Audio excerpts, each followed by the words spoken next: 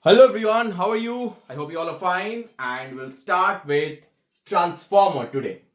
So today's topic is transformer. But before getting into transformer, let me just share my joy with all of you. What a phenomenal contest it has been between India and England. I'm sure the exams are going all around, but still, I'm sure that we have got to know how topsy-turvy it has been, the contest, right? India having scored 253, we hardly imagined that it would be such a nail-biting finish because, what a spirited reply from England, or we can say young England cricketers, right? So, there are two things, my dear students, I want you to learn. Even I have learned myself from today's match. Two things. Firstly, you should fight till the very end, and that's what more than India, England has taught us today, right? Because 253 is a mammoth total in T20 cricket, and chasing that down, I mean, hardly any team can have that kind of a mindset. I don't know what would have been if, had India chased this total down. But anyway, we have won. We are very happy. And secondly, thing that we should learn from that's a lesson of from today's match is that doesn't matter how well prepared you are, you should not feel complacent. 253, right? In a T20 cricket, we all know we we were supposed to be complacent. Maybe Indian players were also complacent, but England has taught us that no, it's not going to be very easy because we are here to play. So always strive for the excellence, never get satisfied or complacent, or never feel you have opulence or affluence in anything, because God has the best plan. We think for the good, but God knows what is the best. But what a phenomenal contest it has been, right? So finally, on to the final, India News versus New Zealand on the eve of your physics exam. Unfortunately, once again, Monday will be your physics exam and Sunday will be the final of the T20 World Cup. Unfortunate, but we can't help it. It's beyond our reach. So now, let's get into the transformer. First, transformer. What is the principle of transformer, right? Transformer means what? What is the basic principle? Transmission. In this way, you can remember it easily. So, transmission of what? Transmission of power. So, in ideal circumstances, I can say, this is a transformer, this is a soft iron core, right? This is the primary coil, this is the primary coil, this is the secondary coil, and there are two kinds of transformer. One is step up, another is step down. Now, sorry, I think I can't get over the match excitement, that's why I'm writing it. It should be step down. Now, step up means what? The voltage will be increased in the secondary coil, and step down means the voltage will be lowered in the secondary coil. So, basically what I have drawn here in this particular diagram, it is of the step up transformer, because as you can see, the number of turns is less in the primary coil and number of turns is more in the secondary coil, so which clearly indicates it's a step up transformer. So firstly, it runs under AC current. So first we have to assign here AC current. AC current. Why AC current? Because transformer needs a continuous change in its flux, and the previous video also I told you about the flux and magnetic field lines. So the magnetic field lines perpendicularly crossing through a particular surface area is known as the flux. The flux will continuously change here, and in turn we'll get what? We'll get the EMF or the current produced. So initially here the area of contact is less in the primary coil, right? Since, as I said, it is a step up, so the voltage will be more here and the current will be more in the primary coil. So current in the primary coil will be more, voltage will be less. So initially when the current is transferred through this AC connection, what will happen? There will be magnetic field, right? As you can see, it's a turning, so it's a solenoid. So through a solenoid, when the current is passing, obviously there will be magnetic field lines generated. So the magnetic field lines that will be generated here in the primary coil, that will be transferred to the secondary coil, right? Now we are using, soft iron core. Why so? Earlier, we used to use steel. Now instead of steel, we are using soft iron. Why? Because soft iron is a ferromagnetic substance. Remember this, dear students. Soft iron is a ferromagnetic substance. It's a ferromagnetic property. Now, what is the ferromagnetic property and what is the utility of it in this transformer? Since it's a ferromagnetic substance, so it doesn't leave the magnetic field lines. It doesn't let the magnetic field lines go out of this, coil. So maximum, I will say, the magnetic field lines are stored and converted or transferred into the secondary coil. Let's first assume it is an ideal transformer, which is different from the practical scenario. So in case of ideal transformer, what will we see? We'll see that the number of magnetic field lines produced in the primary coil, the same number of magnetic field lines are transferred into the secondary coil. So there is basically no loss of magnetic flux. So once the magnetic field lines are passed to the secondary coil, now here, as you can see, the number of turns are more, so area of contact is more. What will happen here? Here, these magnetic field lines will produce what? Current. But that current is lesser than the current we provided in the primary coil. So in turn, what will happen? The voltage produced will be more than what the voltage was in primary coil, or you can say EMF. Right? It is basically, as we know, P equal to VI, or in this case I can write EMF into I. Now, when P is constant, what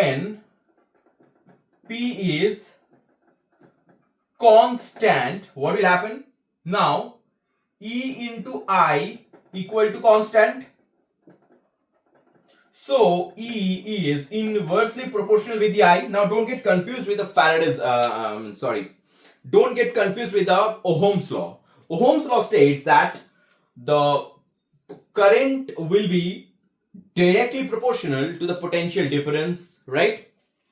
But in this case, when power comes into play, there will be a different scenario, because power equal to the product of voltage and current, or EMF and current.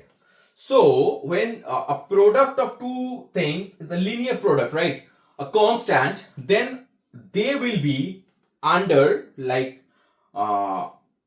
obviously, indirect proportion relation. So let me just explain in another way. Suppose P equal to V into I, right? Now P is 50. I can write 50 into 1 is 50. Now instead of 50, if I write 25, is 25 into 2. If I write 10, it's 10 into 5.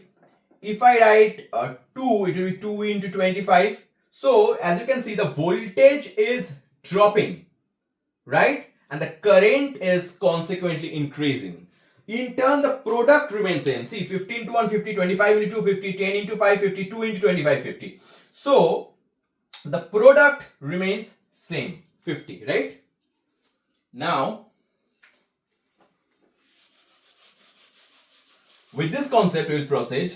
And what we will see here, that here, the magnetic field lines are produced and it is transferred here in the secondary coil, right? Once it is transferred to the secondary coil, obviously what will happen? There will be EMF generated, and that will in turn produce what? The EMF, right? Whenever there is a continuous change in the flux, there will be EMF produced. So that is the key thing. Please remember this over and over and over again. So now the number of turns is directly proportional to the number of turns is directly proportional to the EMF produced. So I can write ES by EP equal to NS by NP. Now ES what? ES is the EMF in the secondary coil by EP, that is EMF in the primary coil, equal to NS, number of turns in the secondary coil by number of turns in the primary coil. So they happen to be same. From this relation we can say that the number of turns is directly proportional to the EMF produced and inversely proportional to the current. So I can write it's IP by IS, or I can write, if I multiply ES and IS, I'll get ESIS equal to EP IP. Now I remove myself from the screen so that you can clearly see it. Please understand the logic behind it, okay? It's very easy. If you understand logically, it's actually very easy thing. Now, since I have considered what? I have considered it as the scenario which is like ideal scenario. So in ideal scenario, what happens that the input power and the output power is same. The input power and the output power is same, right? In case of what? In case of ideal situation, but practically it is not possible. Just like pulley or lever, 100% efficiency is impossible, right? Some of the loss you have to bear, otherwise it's not possible. So when it was the case of ideal. Now if I bring the practical scenario or real scenario, we'll observe that power input is always greater than power output. Power input is always greater than power output, right?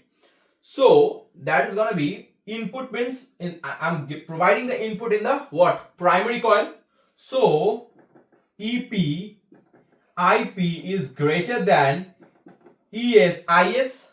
So EMF in the secondary coil and current in the secondary coil, right? The products, it will be greater, or even I can write it as EP by ES greater than IS by IP. Got it?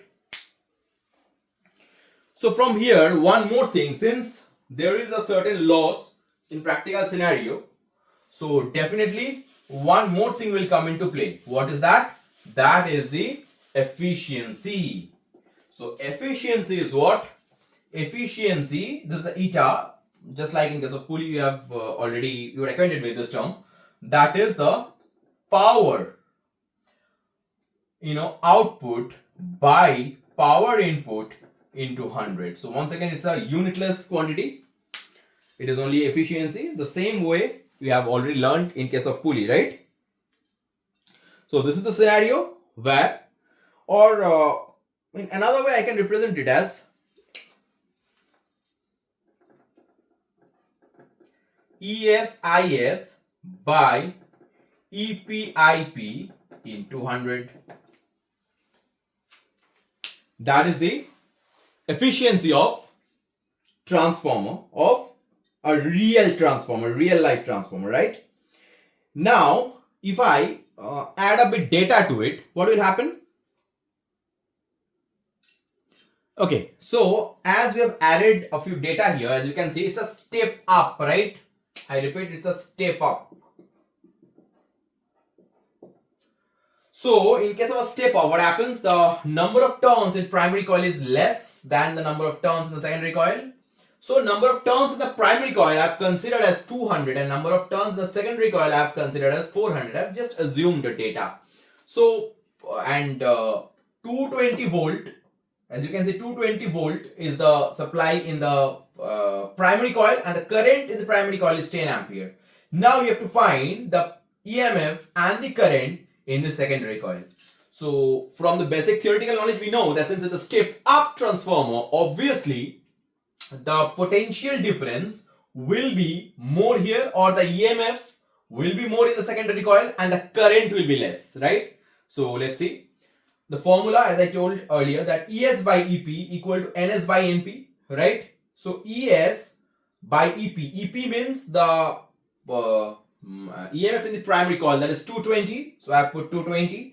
NS 400, that is number of turns in the secondary coil, by NP, that is 200, that is the number of turns in the primary coil. So 400 by 200 is 2. Then with the cross multiplication, finally we got ES, that is EMF in the secondary coil, is 440. As I told you that the EMF in the secondary coil will be more in this case because it's a step up. Now, the current in the secondary coil will be less, right? So let's find that out. Again, the formula ES by EP equal to IP by IS. So again, it's 440. We already got 440. So I'm placing, instead of ES, I'm writing 440. EP was provided to me 220. So 440 by 220 equal to IP by IS. So IP is 10 and IS I have to find. So by calculation, I'm getting IS, that is the current in the secondary coil, is 5 ampere, which is less than the current in the primary coil. So our basic theory that we assume, it is proven here. It's gonna be 420 volt and 5 ampere. Okay, so see, once again, the voltage is increased and the current is reduced. Both cannot increase or both cannot decrease at the same time. Either of them will increase and another one will certainly decrease, or vice versa. So it's a step up. As I said, in case of step down, the reverse will happen. What will happen? In case of step down, the number of turns will be more here, right? Number of turns will be more in primary coil. Number of turns will be less in secondary coil, and potential difference of the EMF will be more in primary coil and the EMF will be less in secondary coil. Current will be less in primary coil and current will be more in secondary coil under step down criteria. Okay, so is that clear? I hope so. Once again, I'm removing completely from the screen so that you can understand. You can take a screenshot also if you wish, right? Next, we will get into the energy losses, right? There are 4 kinds of energy losses because, as I said, that we cannot make it an ideal transformer ever. It is not possible at all. It is not feasible, right? So, but what we can do, we can minimize the losses. The energy losses can be minimized. So how the energy losses are taking place in the transformer and how we can minimize it. So that will be discussed now. Basically, there are 4 ways, that by which energy losses take place in a transformer, be it step up or step down. The first one is flux leakage.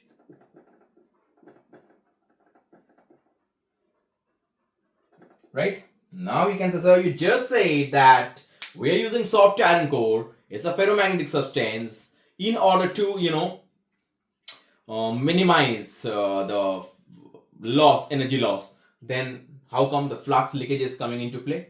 It's a good question. Yes, there still will be some leakage we cannot control. Like, or maximum what we have done, we have brought soft iron into the play as a core. Earlier it used to be steel. We have changed and removed it and we have replaced it by soft iron due to its ferromagnetic property. But still there will be certain flux leakage which we cannot do anything right about.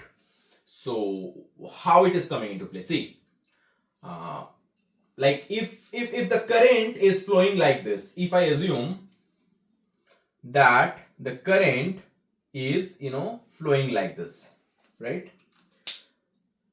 Right hand thumb rule, very easy. Remember, right hand thumb rule. So the magnetic field lines will be generated upwards, right? But that is the one line. The middlemost one is going up, or side by side another one, it will also go up. But what about the remaining lines? They will turn, right? They will turn. Now come here. The one which is going straight, another one, I've drawn it 2 straight lines, so no problem, they will be transferred here. But what about the one that will go like this, or the one that will go like this? Will they remain intact in this soft iron core?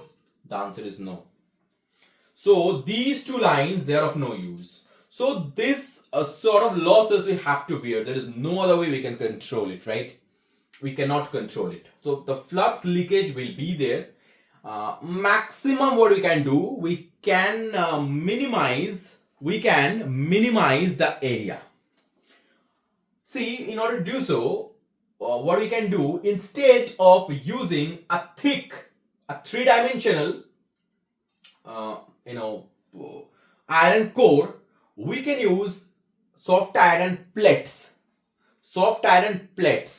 and we can pile them up just like the pages in your copy, right? A lot of pages constitute your copy, so they are kept, they're kept like they're piled up one by one, and their intersurfaces are blocked, okay, with insulator. So insulation is done there. Like if I keep plates of soft iron plates like this, obviously they are intact, not so much gap is there. I'm showing the gap because here insulation is added. Here insulator liquids are given and pasted. So in terms, what happens? Earlier it was three-dimensional, right? Earlier it was three-dimensional, since it was a thick magnetic core. It was three-dimensional. Now from three-dimensional, I brought it down to two-dimensional, because now it is just like you can consider a page of a copy. Like its thickness is negligible, right? So you can consider as two-dimensional. So, and in between, these intersurfaces are what? They are blocked with they're insulated. In simple terms, they're insulated. Insulators are used, they're insulated. So obviously the magnetic field lines can't pass through it, right? So number of magnetic fields which like as a wastage will be lessened. Have you got my point? Like I'm redrawing it here. Earlier used to be like this. Though it's a three-dimensional structure, I cannot draw all. Arbitrarily, I'm just writing like these are the magnetic, field lines, right? Which are going in a vein. So it is to a certain extent related also with the eddy current. I'll come to the eddy current later. So flux leakage is something arbitrarily, or we can say that like we cannot reduce it. It is beyond our control. But this is a way we can apply. We can try to minimize it. Is that clear? So flux leakage is the first way of energy loss in our transformer, right? Next comes the resistance of the wire.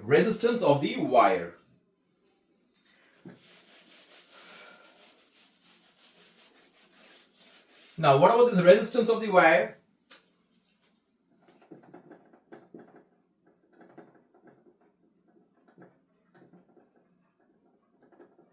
Once again, disclaimer for my handwriting.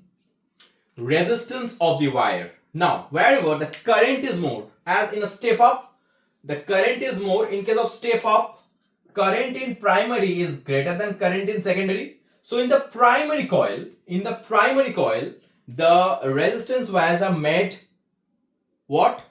Thicker.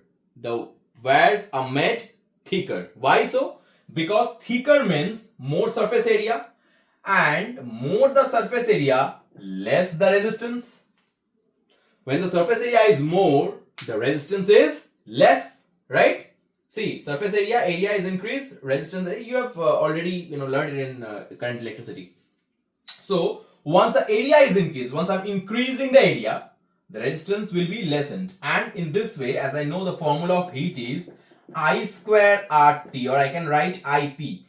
In the step up, the IP is more, the current in the primary coil is more than the current in the secondary coil. So the wires in the primary coil are made thicker, and the current in the secondary coil is made thinner due to the same reason. Because I have to minimize the resistance here, and area is inversely proportional with the resistance. So once I make it a thicker, the resistance will automatically reduce, and that will in turn reduce the heat loss, because heat loss equal to I square RT. So that can be minimized in this way. And like, had it been step down, in case of step down, I repeat, in case of step down, Is is, greater than IP. So in that case, this is for step down. So for step down, the coil in the secondary coil are made what? Thicker, because in the secondary coil the current will be more, the EMF will be less. So more the current, more the heat generated, so I have to reduce the amount of heat generated in the secondary coil in case of step down. So in that case, the wires are made thicker at the secondary coil and thinner at the primary coil. Clear? Next, the third one will be hysteresis loss. What is the hysteresis loss? There will be hysteresis loss. You have to understand this.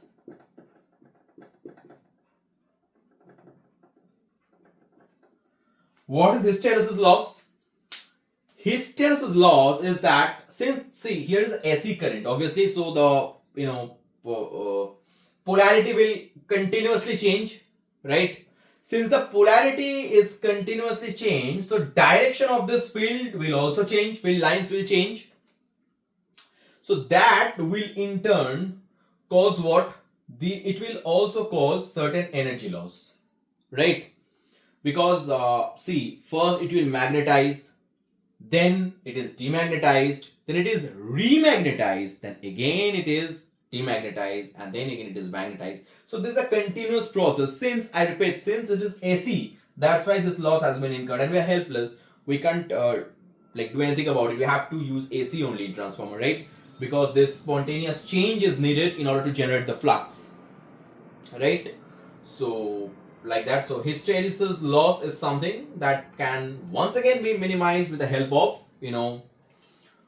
ferromagnetic substance. So nothing is better than a soft iron that we have already been using, so we can't help it. This minimum loss we have to bear. This is the hysteresis loss, right? Last but not the least is the eddy current loss. The last one is eddy current loss.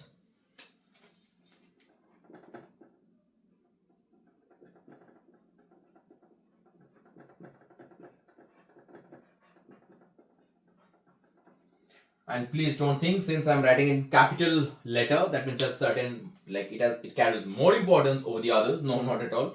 It is just, I thought my handwriting is too good to understand, so I just made it in capital so that you can understand. So eddy current. Eddy current is what? See, let me just summarize the process, then you will get to see why this eddy current loss is taking place. Firstly, what happens? The current is coming, right? The current comes. There is a spontaneous change in the current because this is AC. So first there is change in current, which causes what? Change in magnetic field lines. Change in magnetic field. That causes what? Change in flux. In the previous video I explained that whenever there will be change in flux, there will be EMF produced, right? Faraday's law. So now, due to this change in the flux, there will be EMF generated.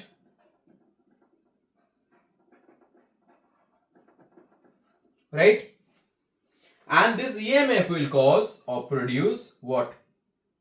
Current. Now, this current is absorbed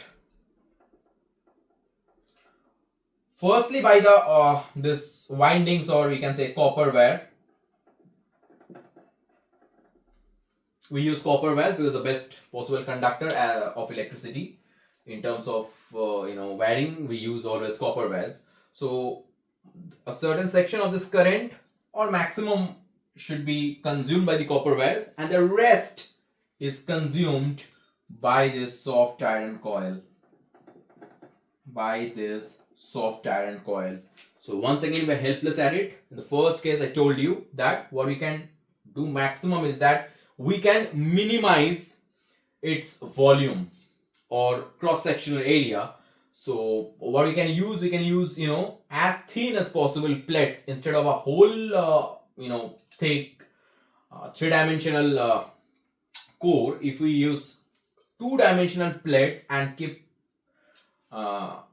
place them like a piled up series, just like the pages constitute a copy. So in that case, and we like insulate them.